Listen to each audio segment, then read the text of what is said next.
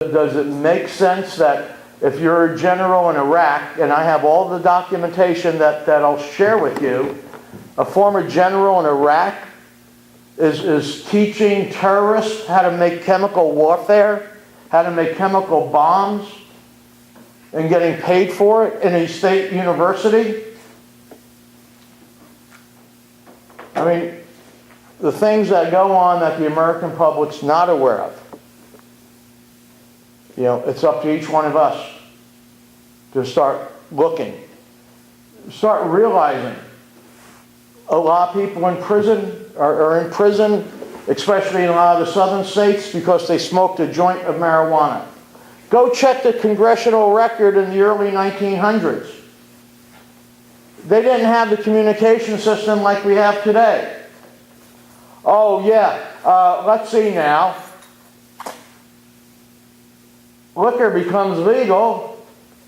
Prohibition, if you had a beer, you'd be arrested and thrown in jail back in what, 1910, thereabouts? But then the liquor industry took over, and then some congressman went up there and said, man, we got those Mexicans coming in from Mexico, and they're smoking grass, and they're going to be raping the white women. And then according to the congressional record, oh, those black people, they smoke marijuana. Let's go ahead and have a law against marijuana. And now that's in 1920, and now 90 years later, they're approving a drug called Meridol, which is the synthetic for marijuana, and telling children that you should use it, and telling parents, but now you have to go to the doctor.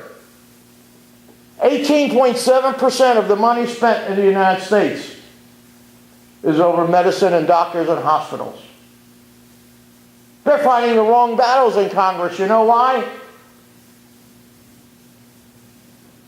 Because they're trying to confuse people. And if you keep people busy creating wars where millions and millions and billions of dollars are made, you don't see who all's getting rich. My son was in the military. My son suffers seizures today. There are sons that have not come back from the military.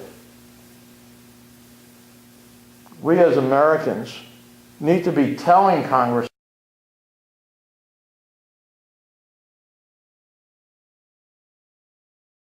on the internet. Brazil, India, and China formed an alliance to take over the world years ago.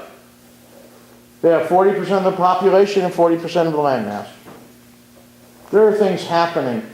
Read a book called Plutarch's Lives. Plutarch was a writer from 2,000 years ago. He wrote about Socrates and Aristotle. Nothing's changed. Those in power keep the people so busy putting food on the table that they don't have time to get involved in government. Well, you know, if you don't believe in the United States, then I could see why you're not taking action. Our school system, I'm 64 years old. We used to do Pledge of Allegiance all the time. We used to talk about politics. We used to talk about miracles that have happened in history. We used to be able to pray in our schools. How did we ever let one or two people change all of that?